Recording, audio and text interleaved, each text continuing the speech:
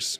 And fears, when you really start to dive into them, like you mentioned in the beginning of this, like I started talking with you about like the East, and you started, I remember you told me in 2017, like you should read the Bhagavad Gita. So I literally wrote it, I got it like the next week and read it while we were traveling. And so there was that. And as I was writing the book, I was like, what's the thing? Because the original title of the book was The Psychology of Taking Action. Because I was looking at the Mindset Mentor podcast. I have 1,400 episodes, and I was like, it's just me speaking for almost every single one of them. And I was like, what do I teach? Like, what do people want from me?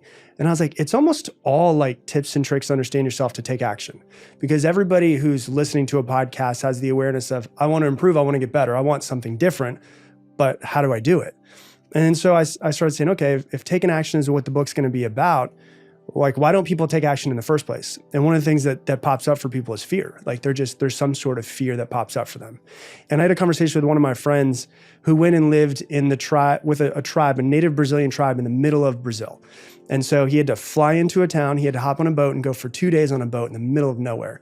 And he started talking to me about these things that he called primal fears and intellectual fears. So like a primal fear is pain or death is attached to it. And we don't really come up with too many primal fears in our life nowadays. Intellectual fear is like what we deal with all day long, which is, you know, the fear of rejection, the fear of failure, the fear of not being accepted, the fear of success. We all have these fears, and all of these fears are made up in our minds. And so I was listening to, I'm pretty sure it was Sadhguru I was listening to. And I was like, I put on, and I was driving around in Sedona as I was writing the book. I was there just to try to get my whole mind together. I was by myself writing it.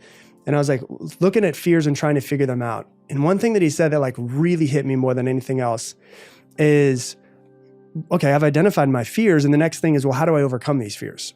And if it's an intellectual fear, the fears that exist in our minds is you can't overcome something that doesn't exist.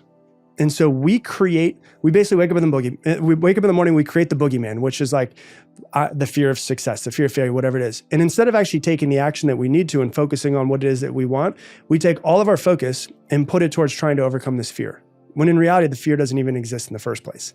And so I think the biggest thing for most people is like the fear is keeping you from focusing. But there's also like the identity of who you think you are. And one of my favorite things is challenging who I think I am all the time. Like I love the story, and I put in the book, of Jim Carrey when he decided to be in Man on the Moon. And the Man on the Moon was a movie where he ended up playing Andy Kaufman.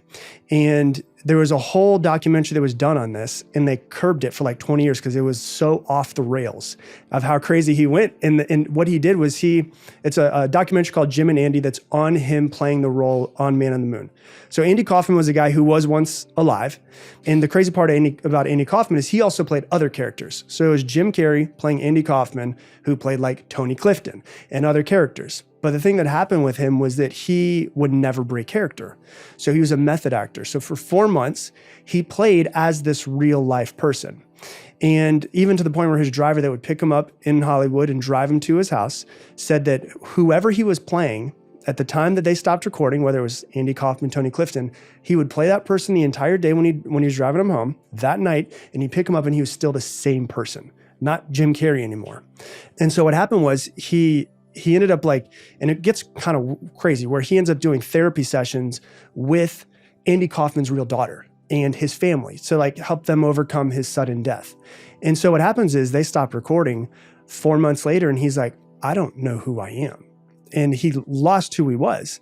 And he's like, I don't know my beliefs. I don't know what makes me happy, what makes me sad, what pisses me off anymore. He's like, I've kind of just lost who Jim Carrey is. And that's kind of like his spiritual awakening that you've seen him go through over the past 20 years. And he realized, if I can lose Jim Carrey, then who the hell is Jim Carrey?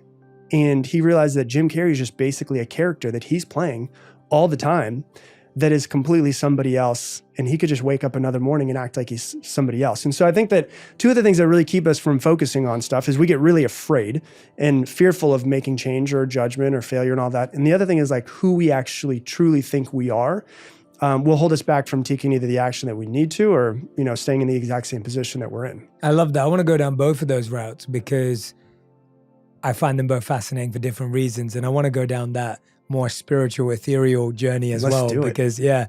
But before we do that, I want to make sure that So if we talk about the fears that people are experiencing, as you said, a lot of the time it's an intellectual fear. It's not real, but it feels so real. Feels real, yeah. Right? Like when someone says like, oh, I'm really scared about what if I get rejected from the job? Or I'm really scared that my partner's gonna leave me. Or I'm really scared that I don't feel good enough or smart enough to make it in whatever field it is. Those feel extremely real. Yeah. How do you process a feeling that feels real, even though it may be intellectual? Yeah, well, so that's the beautiful thing about being a human. And I think it's, and you can correct me if I'm wrong, but I think it's actually in the Bhagavad Gita, it gives an example of a lion attacking you or a tiger attacking you at night.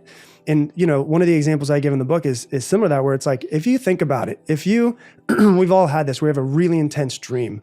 Like you're walking in a forest, whatever it is, and you see a lion, it starts running after you. You run from it, you turn, you look over your shoulder, it's getting closer, you're still running from it, you turn, you look over your shoulder, just as its teeth are about to dig into you. And you wake up in the middle of the night and your body didn't move at all.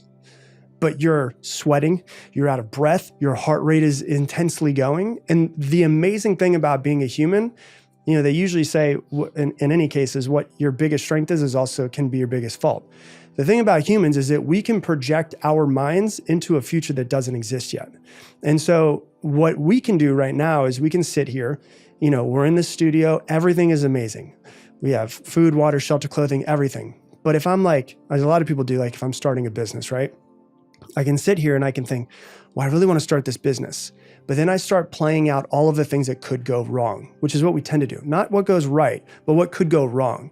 When I project my mind into that future, the crazy part is that my mind and my body are constantly connected. So my brain is sending neuropeptides to my body and creating hormones as if that moment is actually happening right now.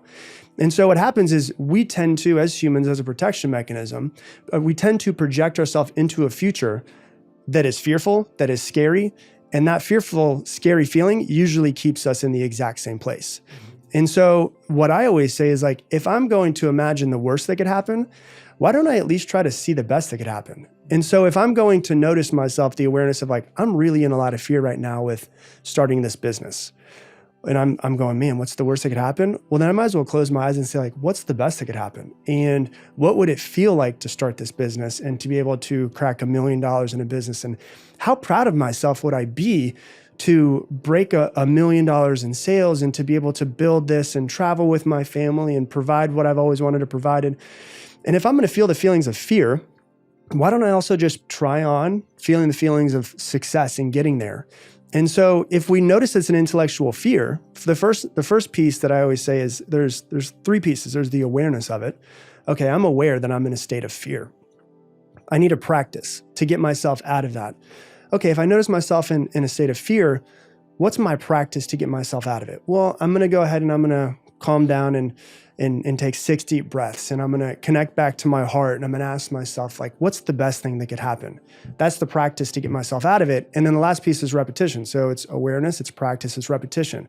If I do it over and over and over again,